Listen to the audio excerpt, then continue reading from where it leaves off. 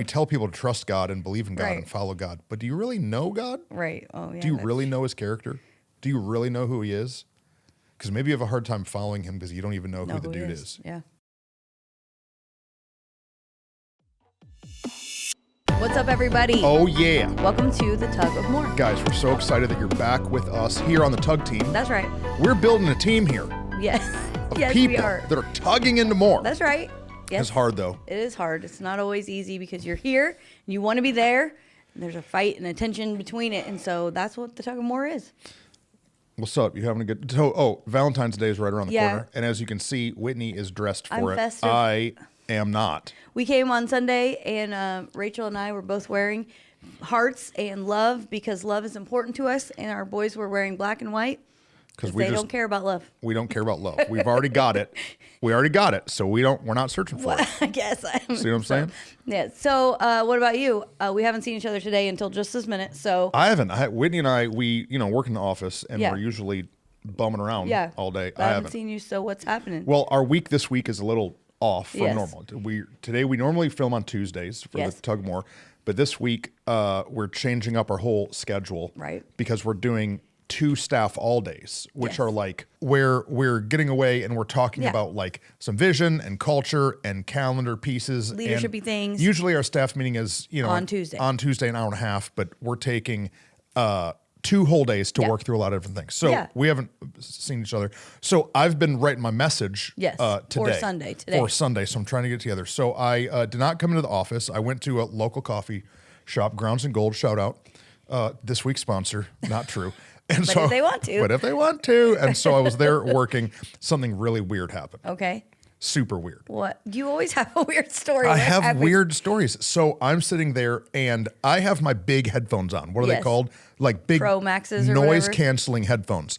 But sometimes you can still hear a little bit of like what's happening around you.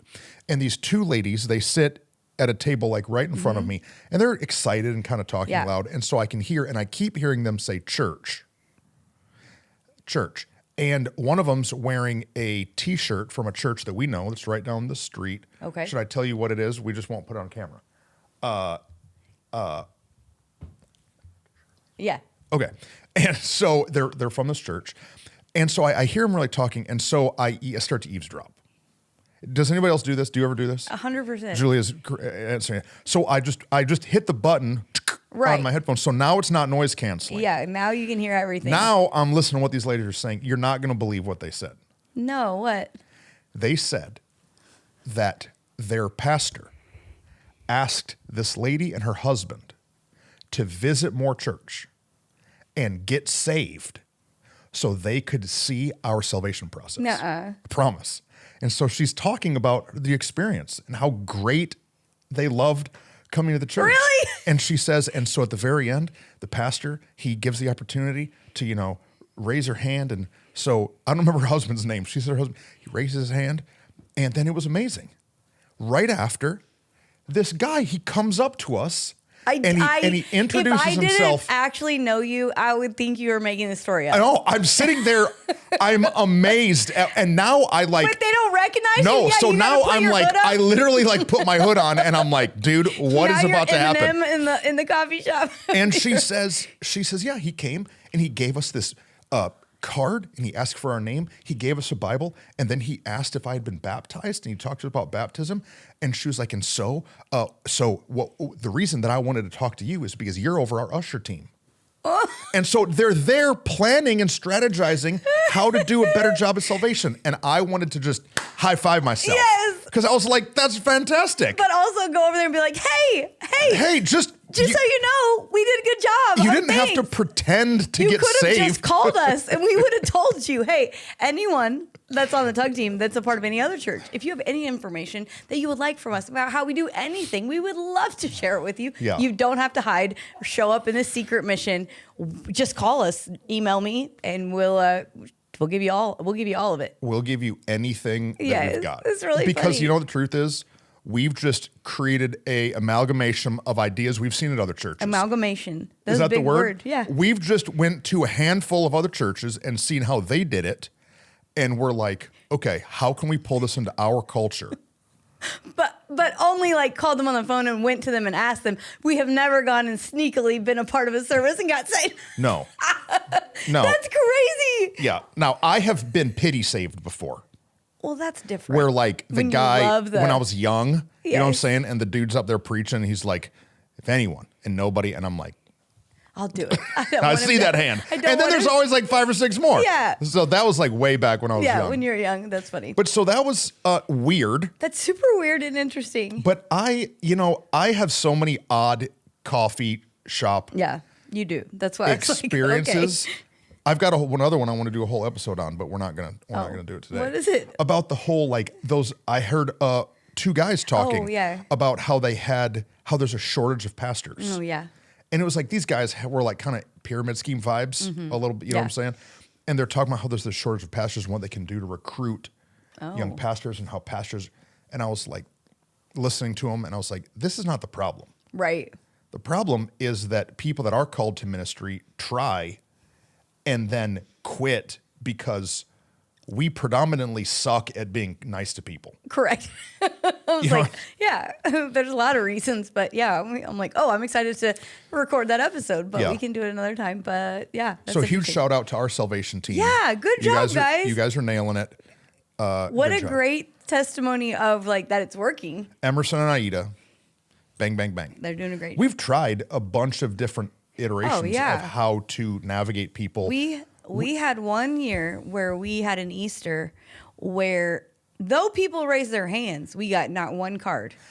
A great Easter. A beautiful, one of our welcome pre-COVID. home. Whoa, no. I thought it was maybe welcome it was home welcome Easter. home. You're right. You're probably The right. story of the prodigal son. It probably was that week. Beautiful. Powerful. We got a choir singing. All the things. Tears flowing. But we hands couldn't- raised. People getting saved all over the place. You know how many cards we got? None. Goose We egg. couldn't figure out how to get people to actually do it. And so you know what we decided? Just go to them. And I think for a long time we were afraid they would be like weirded out. Yeah. But they're not. They're Well, grateful for it. We saw it. We went to, me Yeah. and Rach and Aaron Witt Yeah. took a trip together. Yeah. And really, we went to, you just spilled soda all over your, y'all can't see it, but Whitney What happened? Whitney and McKinley be spilling junk on themselves all At the least time. it's like clear water, but I hope I don't look like I peed my pants. Okay. Well, let's it's go. on your shirt, so never mind. And Okay. so we go to this church. I love Pastor Jensen Franklin. And Yes. so we go to Gainesville, Georgia. Yes. And then we went to some other churches while we were there. But one Yeah. of the churches we were at, we're sitting there on a Sunday, or I don't even know if it was a Sunday, maybe it was a Saturday night service, I don't remember. And so we're sitting in service, and at the end of the service, this guy right in front of us, this dude is like thug. Yeah. Remember, tats, Yeah. like looks. And he's there with like an older lady, He's there like with his mom, which is what it clearly looks like his mom or somebody. And so at the end of the service, they do salvation call, and this dude raises his hand. Yes. Right? And like before you know, they did it more aggressive than we do. Oh, yeah. But before you know it, like I'm saying amen, and I look, and there's a usher like walking over people to get into the middle of the aisle. And the guy bends over, gives him a Bible, has him fill out a card. The dude's mom Sobbing, is they're all crying. sobbing, This yeah. guy's having a great moment. And I'm like, this is capitalizing on this moment. So that this guy isn't just asking Jesus into his heart and then like evaporates Correct. into the crowd, but now they can follow up with him, give him, you know, And we tried his to do next it, discipleship step. But it took the right people. That's why I said thank you to Emerson and Aida, Yeah. because we tried to establish it. But you got to have some guts You got to have guts. to just walk up to a stranger You and know be what- like, what we can I found tell out- you about Jesus? It's not about being the holiest one in the room. It's about being the hungriest one in the room Okay. to get the people. See what she- I did see there? what she did there? No, it was Yeah. it was good. And so I'm proud of what we're doing and our Yeah. follow-up process. Yeah, it's amazing. Now- This is the craziest story I ever heard, but that's amazing. It happens. Did you recognize her? No. Okay, yeah. No. Do you know how long ago? They would have known. Probably. How long ago? They didn't say. No. Well, so their pastor came to a service, remember? Mm-hmm. And so it must have been after that, Oh yeah, because I don't know how. but that's been a while. Yeah. Okay, interesting. Okay. Okay, what else is going on? We got all new kids check-in systems around here. That's great. Because our iPads are so old They're that they from stopped updating. 2016 or something like that. So, dude, we're scrappy, not crappy. But every once in a while, you start getting crappy. That's right. And they were like, nope, we can't do it. So So all our junk was breaking. yeah, Tyler found these amazing Well, he found a guy on Instagram who was like, does your church check-in system suck? Ours did too. And I was like, oh, you're our guy. And so he literally like said, comment and I'll send you the link. And so Tyler commented, please send me the link. And he did. And we ordered all the things and it works. It looks amazing. Yeah. So that's good. If you would like to know about it, you don't have to come and check in and pretend to come to our church. You don't have to be Adam us. Sandler and pretend to check in to our kids' ministry. Right. Okay, what's happening? Titus threw up last night. Oh, no. I don't know why. Like in the bathroom or in the bed? I was in the bed, so I don't know. Oh, no, you didn't do any of it. This is the part I can't do. Well, no, Rachel loves me and didn't wake. Lots of times I get awakened to help in this process. Yes. But she was like. She got it that time. Got it. One time when McKinley was little, she came in and said, Mom, I just threw up. And I was like half asleep. I don't know. I just said to her, okay, baby, go lay back down. I'll be right there. And then I never went in there. And the next morning, I woke up and she was like, I don't know. I fell back asleep. She threw up in her bed? Yeah, she laid back in her bed, and I don't recall any of it. The next morning, I'm like, baby, what happened? And she's like, I came in and I woke you up, and you said, I'll be right there. And then you never came. And she just fell asleep in her puke? Yes. Y'all better call CPS on Whitney back. How long can we back statement CPS? Long time ago, but I was one of the worst, like, what? I don't know. I do not remember it at all, but I remember the aftermath, but I don't remember her waking me up. She told me. Insert all of McKinley's defaults. Yes, exactly. My mom left me in my own vomit. That's, you ever seen, I just said Adam Sandler, that's Big Daddy. Yes, Adam Sandler did a movie called Big Daddy. And the kid pees in the bed, and Adam Sandler just puts newspaper in the bed and puts the kid back in it. That's that. Okay, well, sorry, McKinley. We apologize for that. Bad. So Titus puked, McKinley puked. What else happened? I don't know. That's about all. That's all you know? Nothing else fun happening in life? I'm trying to think. I'm trying to get rid of this Texas winter. Yeah, that's all I was going to say. What happens is the weather is cloudy for a few days, and then people say, Whitney, are you okay? Are you sad? And I'm like, I'm not sad. It's just the weather makes me sad. Does that happen to you? Yeah, it does. It makes me depressed. And then I'm like, where's the sun? You know who else we need to talk about? Well, we have a topic we're going to get to. Yes. Hold on. We haven't seen each other all day. We have to talk about the tug of war phenomenon in our lives. Say more words. We'll talk here about things. Yes. And then people listen to it, and then they come up and talk to me in the lobby about something I said in here, and I can't. I don't remember half the time. I don't remember what I They're said. Like, remember you said the thing, and I'm like, wait, we said it. And then I'm in trouble. Yes, that happens. Because I'm like, oh crap, did I say that out loud? Yeah. This is the problem talking with no script or filter. Yeah. Is that I say stuff that then I am in trouble a little bit for talking about. For later. But today you're wearing the same outfit you wore yesterday, but in different colors. This is true. The exact Yesterday same. you were wearing cream shoes, hoodie, pants, hoodie. The same thing. Cream hoodie, green joggers. I think they were green, and a different color shoe even, huh? Even the same New Balance, just a different color. Different color. Yeah, exactly. So you're like a man of what is the word? Like consistency, but not that word. Well, my problem is if I try something on, it fits, and they have three colors. Bag all three. Yeah, bag them up. I do that. Yeah, too. But Brady told me this week, I wore these shoes. Can you see these shoes on the screen? Yeah. She told me, Pastor, can I tell you something? I said, yeah. She said, those shoes aren't cool anymore. I said, Brady, I got four pair of these exact. They're on sale. They were like $70. I was like, you got my size? Wrap them up. Well, yes. and so I said, well, Brady, that's just too bad. Yeah. Because I'd be keeping stuff a long time. Well, in her. But she told me I can't wear them on stage. Defense. Yes, I was going to say in somebody's defense, I don't know who. What we were talking about was shoes for like on stage, like cool sermonies, like that kind of shoes. So for regular life, they're great. But like if you want to preach in them, she was like, they're not that cool. So it was not like they're, because like if you wear these shoes too, you're cool also, whoever is watching. Like, you know, we're not saying you're not cool. No, she's not like. No. Let's not put it on Brady because sometimes I throw Brady unfairly under the bus. I asked. Yeah, I said, hey, you said. Hey, summer's coming.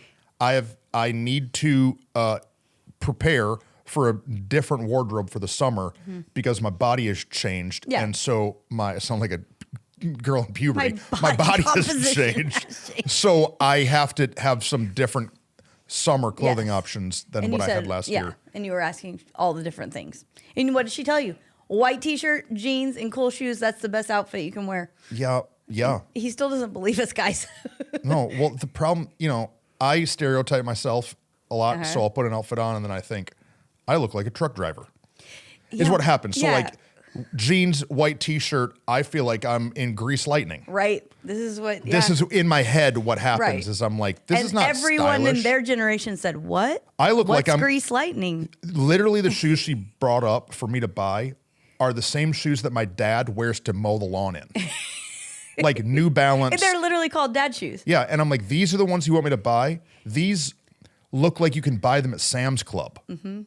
I know, it doesn't make but sense. So you want me to wear Sam's Club shoes, baggy pants, fashion is with very a hammer confusing. loop. I wore hammer loop pants this week for the first time since high school. Well, but maybe when we were friends, remember, didn't you have one pair and we all kept saying, well, yeah, I held on. Yeah, I we was were like, holding on Truston, too let long. go of those. Because I'll just keep junk. If it works. I'm the same way, but If I was not in front of a camera, then you might just I wear the would same thing have forever. 8 objects in my closet. So I have to ask because I don't know. No, right. Well, it's just like, some people. But if I was like buying a car, I would ask you. Or if I was buying a knife, I would ask you. Or if I was buying a new knife set, you got your knives. Did we talk about that on here? You cut yourself with your new You knives? see my thumb? I have a Band-Aid on my thumb. The problem with having extremely sharp knives You cut yourself. is if you're not real careful, yoink. So I got not real bad, but barely nicked You it. never wear a Band-Aid, so that means it's at least bad enough. This reminds me of my dad. Yes. Anytime I have Band-Aids on my fingers, I'm like, and I'm a man. You I'm had Jonathan. grandfathers with no missing fingers, yes? Yeah, all of my living grandfathers that I had met, 3 of them, were all missing a digit. That's really funny. I only had one that was missing one, but but he cut it off in work. Like that's what they did also. Yeah, one of them. Now the story that I received is that he was working on a railroad. This is my great grandpa, and that there was a boy stuck on the tracks, and he saved his life, But lost a finger. but lost a finger in the process. Whoa. And then another grandpa. I was little. We went on a family vacation. My dad had a workshop in the basement. My grandpa's down there doing something and cut off a finger or two, and just like bled all through the basement, up the stairs, throughout the house. Picked up his fingers, drove himself to the hospital. They tried to reattach them, and we got home from vacation. There's blood all over the house. And my parents, this is like before cell phones. Yeah. So my parents think my grandpa got murdered in the house. Oh, no. Nope, he's just down at the hospital getting his fingers sewn back on. My grandpa he did roofs, like roofed houses, and he was like on like a roof and put his hands up, and something came by and just cut it. I don't remember I was a kid. I don't remember the story of what cut it off, and he couldn't find it. He looked everywhere to try to take a dog it. probably ate it. They couldn't find it. And so he went to the hospital and they like stitched up. And so it was this one. It was Pinky. And Whitney and I have a mutual friend. What happened to her finger? We were out at dinner with this lady, and I'm looking at her. I'm looking at her fingers, and one of her hands is like a Ninja Turtle. Yeah. She's just, but it looks. Yeah, she got ninja. Because one hand. cartoons have 4 fingers. Yeah, she got Ninja Turtle. A lot hand of on cartoons one have hand. 4 fingers. And so I'm looking at it. She would be really mad at you. I told her that at dinner. I said, "You got a Ninja Turtle hand." Yeah, I know you did. And I said, "What happened?" And her ring got stuck on a car door or She something? was in her dorm, and she like, you know how you like grab the door panel and like swing around, like you can swing your body around, but her ring hooked into the door frame, and she fell, tripped, and it ripped her whole finger off. It ripped the finger out, the bone, and a big vein and stuff. Long thing ripped out, and it was so destroyed that they just had to delete the finger and sew her hand together. So she got straight Ninja Turtle action. Yeah, isn't that crazy? It's sad. When she told it to me, I was like, "Oh my gosh, how did you not?" And that's like how her husband, it was like one of their first, like they were hanging out or something. He took her to the hospital, and that's part of their like married story. That was their first date? I don't know if it's their first date, hangout or something. Julia gave me these gummy bears. They're very good. I keep You remember them. how are we getting people getting their fingers cut off? You know my kids' pastor's son story.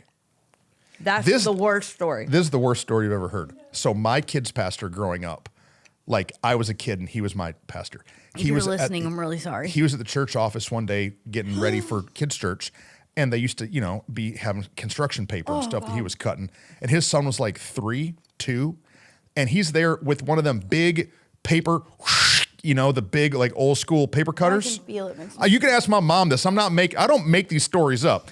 And the kid is there with his dad in the church office, and the kid just reaches up to get a piece of paper. And when he does, the dad whoosh, cuts off all 4 of his 3-year-old's fingers. Off. And when you're 3, they can't reattach that stuff. They're just little tiny fingers. And so he grew up his whole life with a thumb. Oh my God. I'm friends with him on Facebook. You see him. He's a pastor now. He'll be praising God with his hands up with no fingers on his hand. He had to forgive his dad real hard, huh? I would have to forgive him every day. Yeah, That would every be day. very sad. I'd be mad. Sorry, Dad, that happened. Okay, we talked. We've only talked for 21 minutes about sad stories. No, They're there's lots of crazy Some of them are stories. They're crazy stories. Guys, That's if what you're they are. missing a finger, tell us a story. Our friend. Jack at church, Mr. Jack, he's Yeah? missing 4 fingers. He was born missing them. Oh, really? Yeah, I thought, what happened? Oh, but no. So I asked him. You did. Of course Yeah, you he was did. born like that. Truston has an innate ability to be able to ask people any question. I knew a guy who And was they're missing never- a leg. And I asked him what happened. He said he was riding his motorcycle one day. Danny Duran's dad. Oh, yeah. He was riding his motorcycle one day, and a big piece of metal, the big rigging Yes. arm fell off a tow truck, and it hit him while he was riding, and he looked down, and his leg was gone. He looked down. This metal fell, hit him in the motorcycle. He didn't crash, chopped his leg off, and he took his belt and put it around his leg, drove himself to the hospital with his leg chopped off. That's crazy. Johnny in our church, I know his is he was a tow truck driver. He Yeah. got pinned between a tow truck and a car hit him. Yes. Everyone be careful. Y'all be careful. You just lose a digit around I'm here. really nervous. I'm like, oh gosh, okay, that's scary. Julia's like sitting over there with her mouth open, like, what? How do we get on this topic? I have no idea. It's your fault. I'm blaming it on you. Guys, 'Cause sometimes you you- overheard weird conversations. Oh, my thumb. your My thumb. thumb with It's the all- knife. see, it is your fault. So for Just for my kidding. birthday, I wanted some new set of knives, and so some guys went in and bought me a nice set of caveman looking Yes. knives. McKinley cuts her apple like this with it in her hand, and I keep telling her she's going to cut her hand bad. McKinley, don't end up on the And next. she's episode never going to of Tug listen to More. me till it happens, and I don't know what to do. But oh well, hopefully she'll listen to this. I got cut real bad by a knife once when I was maybe a junior. A bunch of my friends were playing a prank and they duct taped me up. They duct taped me to a tree. So It's like they loved me. I no, swear. yeah. I mean, we were doing stupid stuff with each other all the time. They duct taped me to a tree, and I was trying to get off, and so they were finally about to take me off this tree. And so I always carry a pocket knife, and so they grab my pocket knife and start cutting the duct tape. And Oh, while no. they're cutting the duct tape, all of a sudden blood goes and it squirts out the duct tape. And because the guy cut too close, and I Oh, still my have the scar, gosh. cut a big cut in my hand. Did you go to the hospital? No, Did you glue it up? I called my dad, and he was like, "I've done that 8 times." You'll be fine.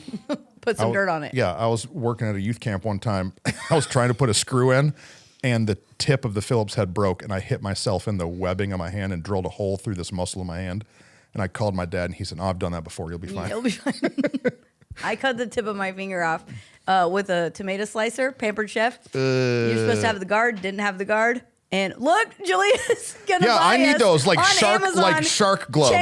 Chainmail gloves. that we will be saved. But it hurt so bad. I did like this, blood all over the place. It shot all over the room that I was in, and it was on the walls. And I was like, oh my god, horror movie.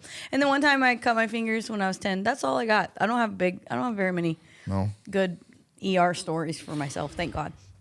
Jesus help us. Should we even try to do a topic? Or are we Yes. just gonna- What is our topic? Okay, so I forgot it. well, here's what we do. I was gonna is segue, but we I don't get, remember We it. get questions, we get ideas, we get comments, and then we just have like real life experiences Correct. that we're having to navigate through. And so I have a note in my phone of ideas that we Yes. want to talk through the tug. You more. have a long one we walk through each Yeah, I time. have a long list. And so today we walk through the list, and here's what we're going to talk about today: is how do you transition from yeah. chaos to stability? Oh, dang, this would have been a great one to transition about disaster mode into, Okay. but I didn't do it. One of Okay, go Whitney's ahead.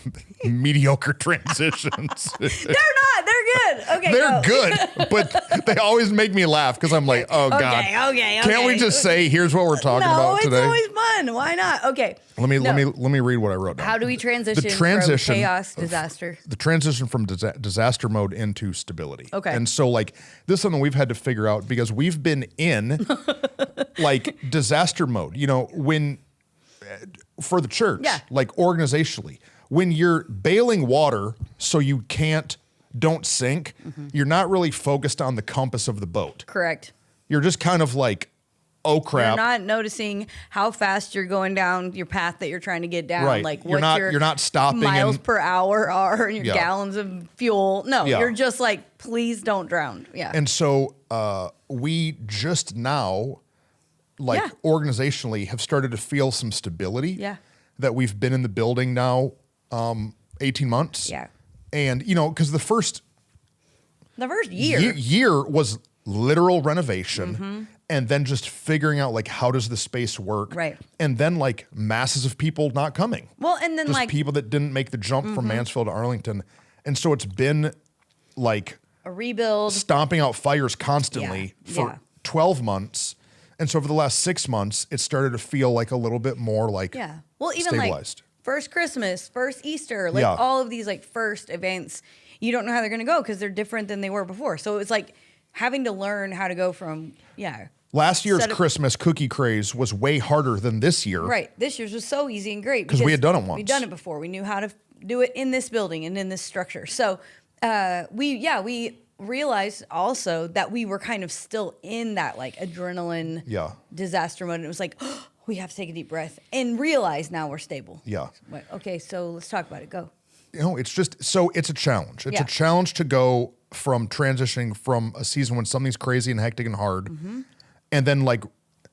and then having the awareness of like, okay, I need to start dreaming again. I need to start planning forward again. I think just what you said, the realization that it's stable was the first like thing for us that we had to go, hey, what are we doing? Yeah. We're stable now. Yeah. Like we were, but we didn't realize we were at first. Like our mindset wasn't that we're stable. Right.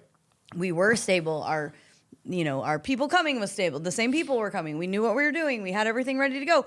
But mentally, we were still kind of in this like flailing mode that it was like, hey, calm down. I think we all do that in life sometimes when we go through disaster moments. We don't know how to like take a deep breath and realize like everything's fine now. Yeah. Everything's stable. Now let's get back to stability. What's the movie, the Tom Hanks movie, where he gets taken on the boat?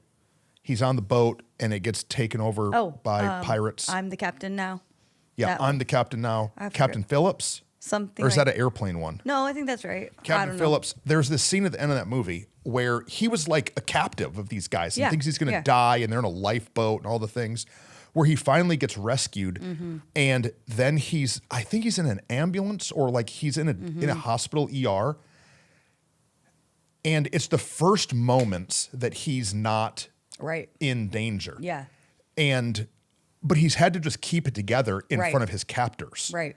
And then now the nurse is asking him like how are Right. you okay? Are you hurting anywhere? Are you bleeding anywhere? Mm-hmm. And he's trying to just be normal because he's now in this normal environment, Mm-hmm. but emotionally he's he does such a great job where he's like crying crazy and then like, keep together, I have to be okay. Yeah, yeah. And I think that's how we felt for a little while. Yes. Was like, wait, we're safe. I'm safe. We're no longer in Right. set up and tear down. We're not going to get kicked out of the school. I don't have to send transcripts to see if I'm allowed to preach this, or we're not in legal battles with the city of Mansfield. Like all of these things, Right. the people that left. Right. There's no more like We're gonna drama in the Take lobby. our key, put it in the door, unlock it, and it's our building. We're going to be here. It's going to be, when I close my office door, it's going to look the same when I come back in. Like all Right. of these small things, but because it had not been for so long, it was like almost shocking to the system to Yeah. get used to like, no, we're good. Yeah. Yeah.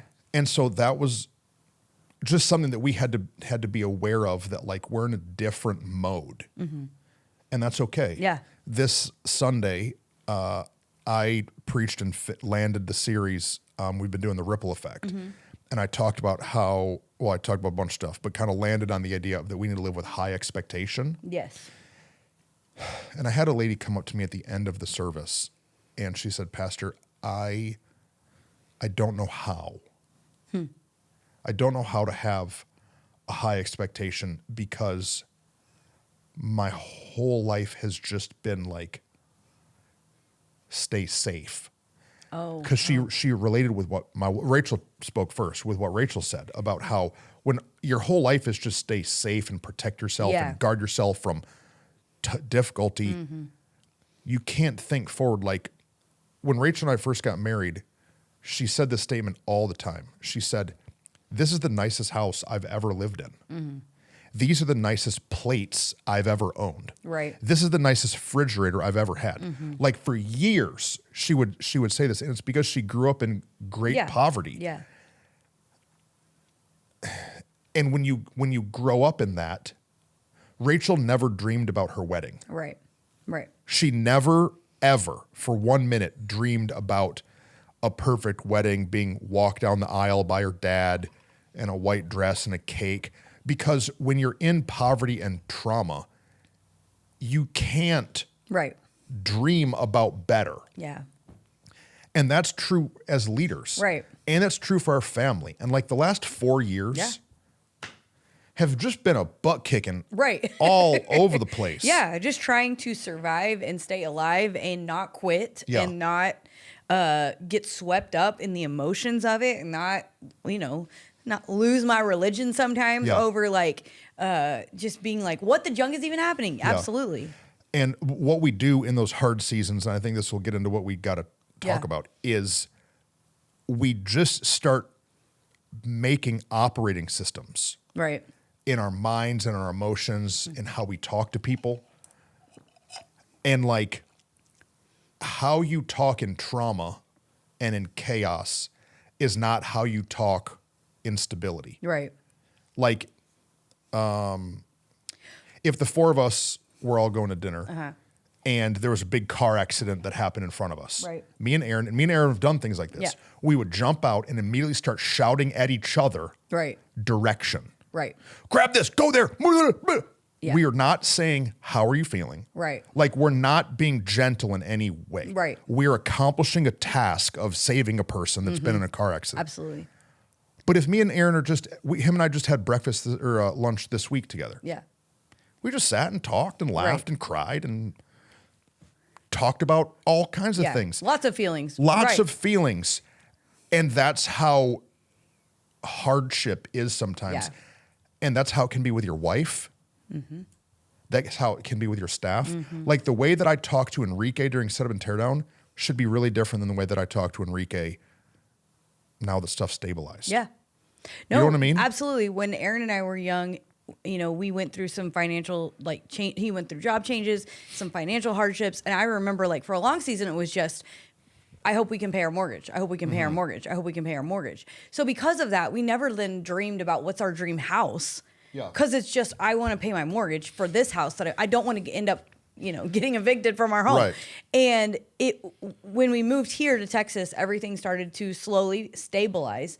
And we bought a house, lived here, and we were in the house for a few years before it was like, I remember us having this conversation. It was like, hey, we stopped dreaming about all kind of stuff, about going on vacations with our family, about what house we want to live in someday, about all kinds of hopes and dreams for the future. And we we realized we were just literally in the survival mode of, well, if you'll work this day and I'll keep the kids here and then you can do that and then they'll go to this babysitter. And it was all the logistics of survival.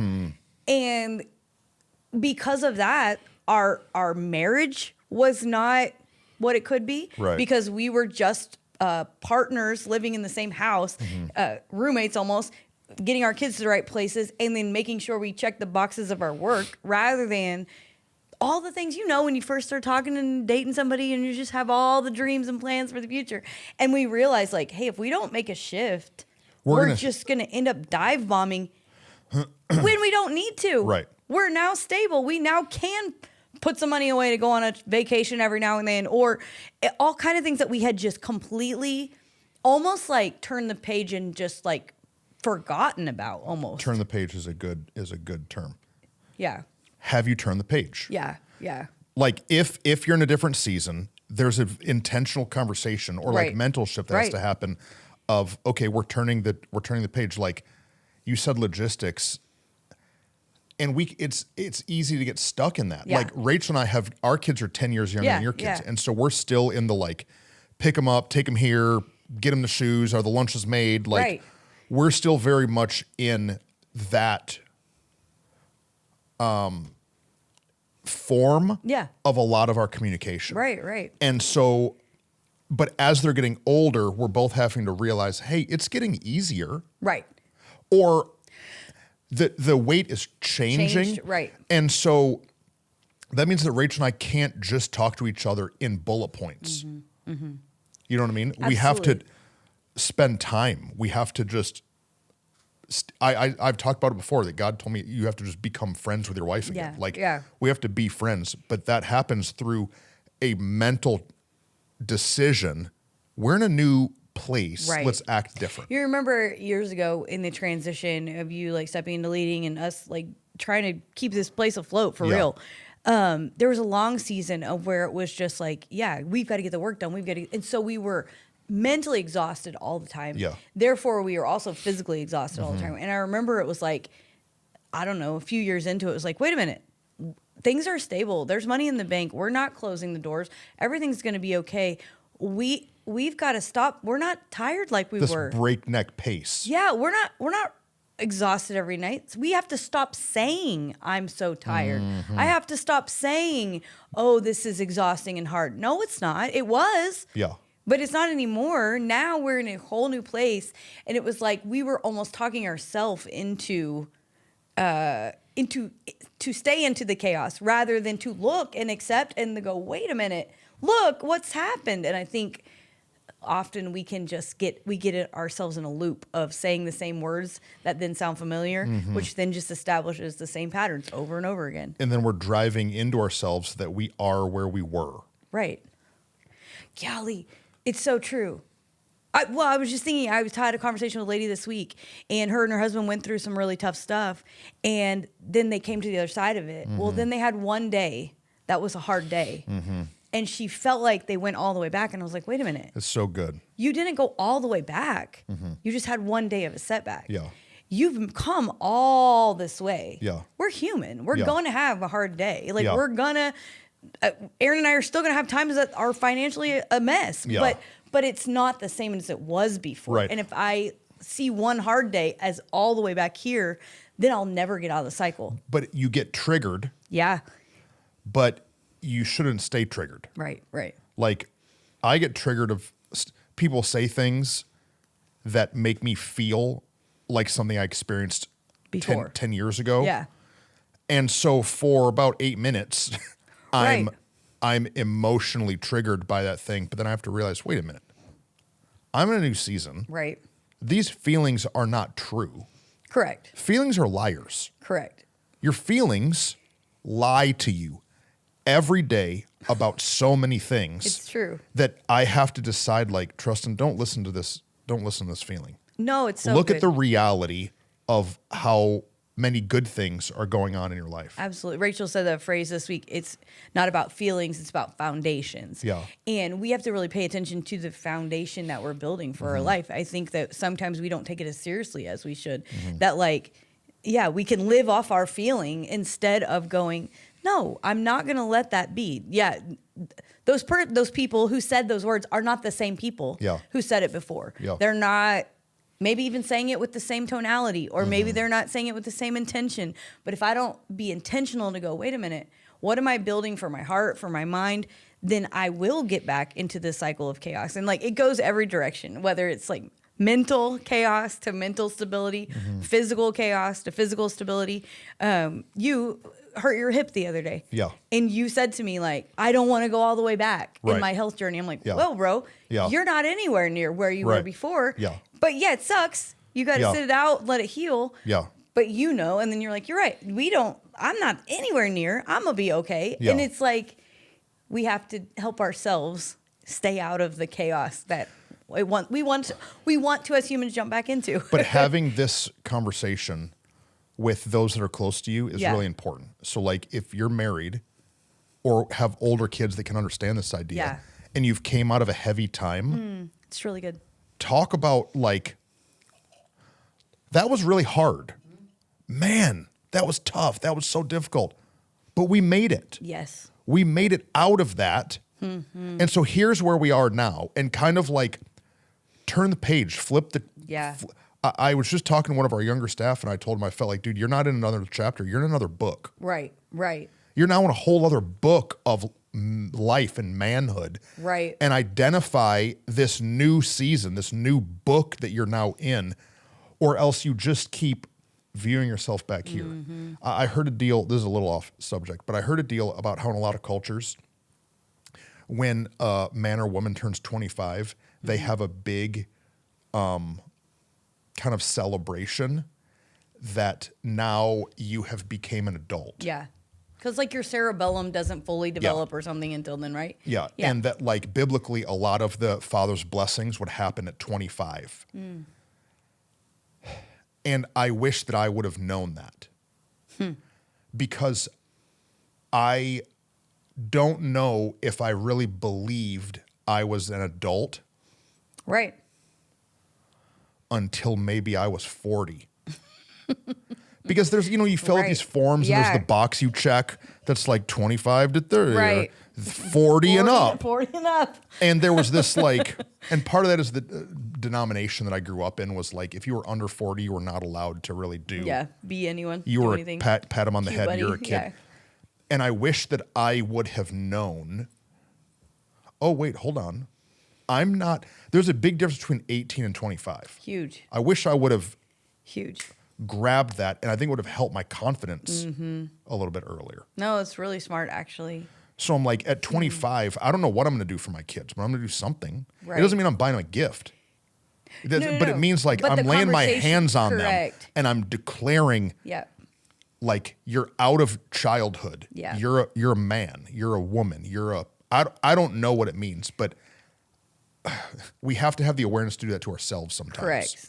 That's the like piece. it's not the same as it was. Well, I was thinking about with our staff, last year, a year ago in January, we had what we call a Harbor Weekend, and we went together and did some emotional work and health together, and kind of had to have that conversation with each other, like, hey, we're not. It's not what it was. Where we were, and it was like until we kind of all had that, and like, I mean, we sat around, cried, grieved things, grieved people, grieved situations. But it was like we kind of had to have this out loud conversation with each other. Yeah. That then also held us accountable to like, we're not going back to it. So don't let yourself get there. But then also heal it and move past it. And sometimes I think there is still shrapnel left from. Yeah, residual. From the damage. Yeah. There's like, you have an earthquake and then there's the aftershocks. And you have to like voice like, this is not that. Residue. It is, it's still left something, but it's not where I was. And the only way to shake it off and move forward is to like talk about it and identify it. And then what do I want stability now to look like? Because the other piece is after chaos, after whatever, disorder, whatever's happened, trauma, whatever, the new stability may not look like the old stability. Yeah. And I think for me, that was a thing, like when I went through change in my family, when my parents got divorced, all the piece, I tried really hard to put all of the same like traditions and practices and let's all get together for Christmas. Let's all do these things that we used to do. And I tried to make the new stability look as close to the old stability as it could. But I'm not the same anymore. The circumstances are not the same anymore. Life is not the same anymore. And I think for lots of people, we have to go, wait a minute, that was that season. This is new. And like, even for us here, like this building is wonderful. It's totally different than the last building we owned. And like the people here are totally different than the last people that we had there. And like, we have to recognize they're not supposed to look the same. But sometimes we get hung up, I think, in trying to make it, instead of dreaming for the future, dreaming for more, dreaming for something new, we just try to dream the same dreams we had back in this old stable season and forget about there was a whole journey between here and here. And some things changed. Some things got different. And that's okay. And like for us, some wins, we've shifted what that actually means. Like, and I don't know. As we were talking, I feel that of like, so many times in my life and people I know's life, it's like, no, we're in a new season and it's all new, and that's okay. And it's okay. Yeah. You just have to be aware of what's new. Yeah. If I can go Bible, of course, for a minute, the Israelites when they were trapped in Egypt, were fed by the Egyptians. And the Bible says they were given all these different things, Right. onions and leeks and pomegranates and meat and fish and all these things. And then they're led out into the wilderness, and they now have manna, which is provided by God, but it's a very different diet. And they complained about Moses Right. about the new thing that they had. But you know what happened after that? Then after the wilderness, they moved into the promised land, and God stopped sending manna, but they're eating out of the land flowing with milk and honey. And they complain about that because, God, why aren't you just making it easy? We now have to go out You hunt have to go and work for it. Yeah. find it and all the things. But they complained about it. But there was this timeline that they had to like shift what they viewed. Those were big changes, like Yeah. big dietary changes, Right. big daily work. Every morning they were going out and just pick manna up off the ground. It was the only thing they could eat. But now they're in the land flowing with milk and honey, and Right. they can eat all this Now stuff. they got variety. But they have to go find it. It's not just outside of their tent. Right. And like there's big changes, and when change happens, our actions have to change. It's so good and true. That's so good and true because, yeah, we are people, creatures of habit. We are people who like sameness, and we kind of get freaked out by change. And you know, when you've been forced, when change has been forced upon you, Yeah. sometimes you rebel, like especially in those chaotic seasons, your mind and heart is like, as soon as I get stable again, Yeah. I'm going right back where I was. Right. And it's like, no, maybe that change was on purpose for your purpose. I don't know. What? You know, something that I'm embarrassed of What? is there were a bunch of years that I was frustrated with Rachel because of who she used to be. Yeah. She had changed and Right. shifted and healed and grown, but the residual in me was not being aware that she had now walked into a new room Right. in her journey, and I'm frustrated with yesterday Rachel, but I'm taken out on today Rachel. The same thing for her to me, Right. and the same thing for us to our kids, Right. and the same thing for me to more church. That the anxiety that I used to feel on Saturday about set up and tear down on Sunday, I now have to shake off of myself, Right. because I can have all my props set by Thursday. Right. I don't have to put it all in my car Sunday morning at 5 a.m. Right. But like all of these little things, we've got to become aware of that we're in a new season. Yeah. And you said something that, I mean, could be a whole other episode. We've talked about this from the perspective of things going from difficult to better. But maybe the hardest transition is when things go from good to bad. Yeah. Because where's God? Right. What are you doing up there? How do I handle this? So everything we just said, but again and backwards. But backwards. No, it's true.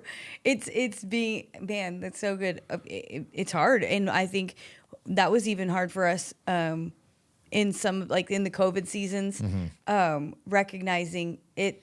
We can't do business as usual. It has to look different. Yeah. We have to change some things up, and we have to get strategic rather than trying to do it the way we were. And like it was, yeah, frustrating.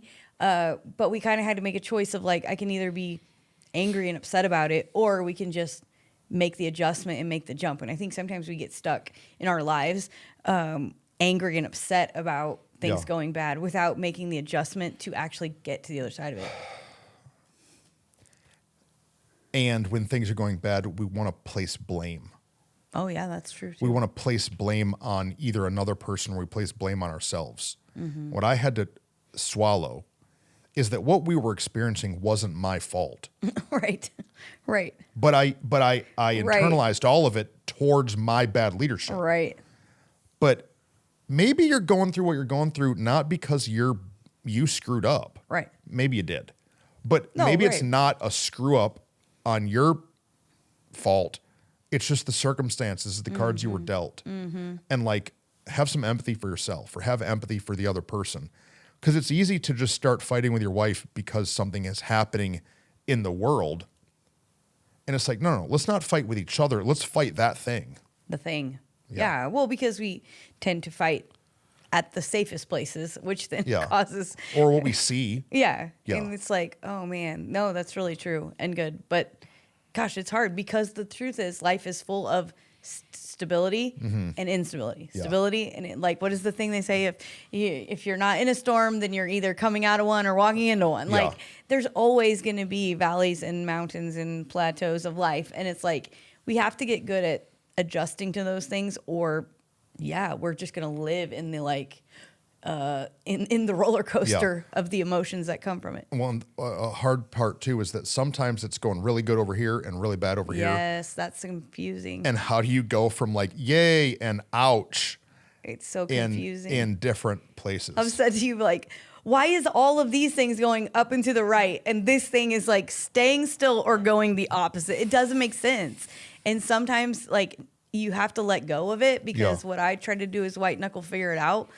That just wears you the junk out, because there's nothing. Sometimes there's nothing you can do. Right. Sometimes you can do everything you can do, and then you just have to be still. And like, for us, trusting God is something we have done our whole lives and said that we do our whole lives. Yeah.